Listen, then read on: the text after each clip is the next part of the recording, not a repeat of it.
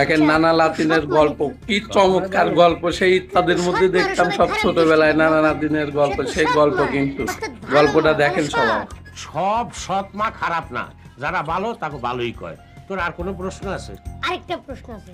আচ্ছা না বকশিস কারে কয়?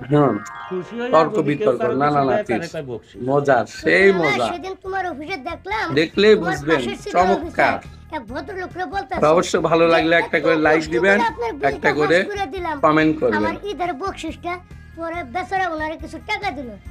তোমার কি মনে হয় ওই অফিসার সৎ, আর যিনি টাকাটা দিতে অনেকে খুশি হয়ে দিছে?